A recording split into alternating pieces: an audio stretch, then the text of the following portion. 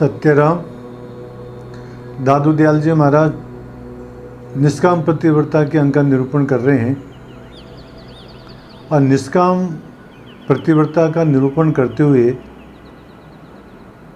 एक विशेष बात बताते हैं। और वो विशेष बात यह है कि पतिव्रता स्त्री के लिए ये आवश्यक नहीं है कि वो सुंदर हो, अच्छे कुल की हो। पतिव्रता का तो मतलब ये होता है कि वो पति के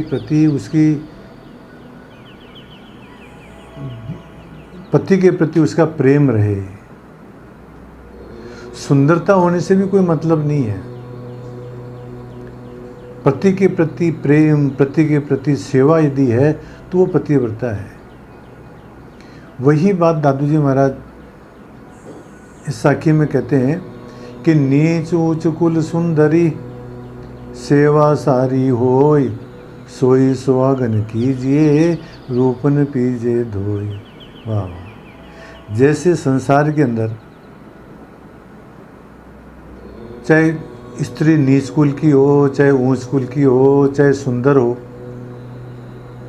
वो तभी प्रिय होएगी, सेवा सारी हो। यदि वो पति की सेवा करेगी तो वो पति को प्रिय होएगी। यदि वो पति को प्रिय नहीं है तो चाहे उच्च कुल की हो, चाहे सुंदर हो, तो उससे कोई मतलब नहीं है। सोई सुहागन कीजिए, वही सुहागन स्त्री है। पति का प्रेम उसी को मिलेगा जो उसकी सेवा करेगी। केवल रूप से क्या होने वाला है? रूप न पीजे दो। रूप को क्या धोके पीवे क्या? राजस्थानी भाषा में कहावत है कि जो है यदि सुंदर है तो उसको क्या करे। उसको असली बात तो पति की सेवा है। तो यहाँ दादू जी महाराज ये बात कहना चाहते हैं कि जिस प्रकार से व्यवहार में चाहे पत्नी चाहे ऊंच कुल की हो, चाहे नीच कुल की हो, चाहे कुरूप हो, परंतु यदि वो पति की सेवा करती है तो वो पति को क्या है? प्रिय है, प्रिय बन जाती है।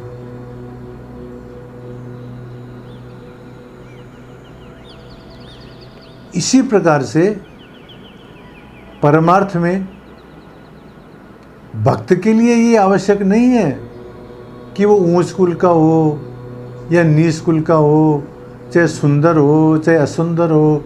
जिस प्रकार से पति सेवा से प्रसन्न होता है, इसी प्रकार से परमात्मा भी भक्ति से प्रसन्न होता है महाराज। कि सौंदर्य से, पैसे से, उससे जो है भक्ति में कोई भक्ति का कोई लिंक नहीं है। वही बात कहते हैं दादू जी महाराज, नीच ऊंच कुल सुंदरी सेवा सारी होय, सोई सुहागन कीजिए रूपन पीजे धोय। जगन्नाथ जी महाराज जो है दादू जी महाराज के शिष्य, वो कहते हैं रूप बिना नारी भली, सेवा में इकतार, अति सुंदरी सेवा बिना जगन्नाथ श्रीक्षार। वाह वाह। रूप बिना नारी भली, यदि सौंदर्य नहीं है तो कोई बात नहीं, मतलब वो अच्छी नारी होनी चाहिए। सेवा में इकतार, सेवा का में वो दत्तचित्त होनी चाहिए, पति की सेवा करनी चाहिए, चाहे रूप मत हो चाहे। अति सुंदरी सेवा बिना, बहुत सुंदर है परंतु यदि उसमें सेवा का भाव नहीं है तो जगन्नाथ श्रीक्षार, जगन्नाथ जी महाराज कहते हैं उसके माथे पे धूल। असली बात सेवा की है। इसी प्रकार से जगन्नाथ जी महाराज स्त्री के माध्यम से, उदाहरण माध्यम से कहना चाहते हैं कि परमात्मा को भी वही प्रिय है जिसके अंदर भक्ति है। वहाँ नीच और उच्च कुल का कोई विचार नहीं है, भक्ति होनी चाहिए। और यदि भक्ति नहीं है तो ऊंचा कुल का भी क्या फर्क पड़ता है? चाहे हो चाहे ब्राह्मण हो, चाहे क्या फर्क पड़ता है उससे? ये बात कहते हैं। उदाहरण दे रहे हैं अब। सदना अरु रैदास को कुल कारण नहीं कोई, प्रभु आए सब छोड़ के विप्र वैष्णव रोय। सदना जी के पास में, सदना कसाई भक्त थे परमात्मा के, उनके पास में एक शालिग्राम जी की मूर्ति थी। किसी ब्राह्मण ने, वैष्णव ने देखा कि इस कसाई के पास में शालिग्राम जी की मूर्ति है और ये इससे मांस तोलता है, तो ठाकुर जी का अपमान हो रहा है यहाँ तो। उसने सदना से उस वैष्णव ने वो मांग ली शालिग्राम जी की मूर्ति, सदना जी ने दे दी। अब वो वैष्णव अपने घर गया, उसको गंगा जल से स्नान करवाया, पंचामृत से स्नान करवाया, शालिग्राम जी को अच्छा भोग लगाया, अच्छे आसन पर बैठाया। रात को सपना आया। शालिग्राम जी कहते हैं वैष्णव को कि मेरा मन नहीं लग रहा है यहाँ पर, मैं तुम्हारे यहाँ पर संतुष्ट नहीं हूँ। तो उन्होंने पूछा महाराज क्या बात है, मैंने तो आपको पंचामृत स्नान करवाया, गंगा से स्नान करवाया, अच्छा भोग लगाया, अच्छे आसन पर बैठाया। उसने कहा कि नहीं, मेरे को तो सदना की यही मन लगता है, मेरे को तो सदना के पास ही वापस छोड़िया। तो वो साधन सदना के पास वापस छोड़ के आया महाराज। परमात्मा को भक्ति प्रिय है, कुल प्रिय नहीं है। ब्राह्मण ले गया था, वैष्णव ले गया था, परंतु परमात्मा का मन अच्छा नहीं, परमात्मा का मन नहीं लगा वहाँ पर।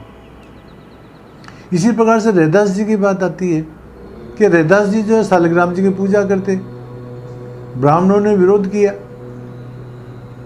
कि तुम्हारे को जो है शालिग्राम जी की पूजा करने का अधिकार नहीं है। राजा के पास में गया केस, तो ये निर्णय हुआ कि शालिग्राम जी से पूछा जाए कि तुम कहाँ रहते हो। तो कैसे पूछे कि भाई एक तरफ ब्राह्मण बैठ जाओ, एक तरफ रैदास जी बैठ जाएंगे और शालिग्राम जी से प्रार्थना करो, वो जिधर चले जाएंगे उधर ही मान लेंगे। ऐसा ही हुआ महाराज जी, एक तरफ ब्राह्मण बैठ गए, एक तरफ रैदास जी बैठ गए। प्रार्थना की महाराज, शालिग्राम जी रैदास जी की तरफ आ गए। तो ये बात कहना चाहते हैं दादू जी महाराज भी यहाँ पर कि जिस प्रकार से व्यवहार के अंदर चाहे नीच कुल की स्त्री हो, चाहे कुरूप हो, परंतु वो सेवा करती है तो पति को प्रिय रहती है।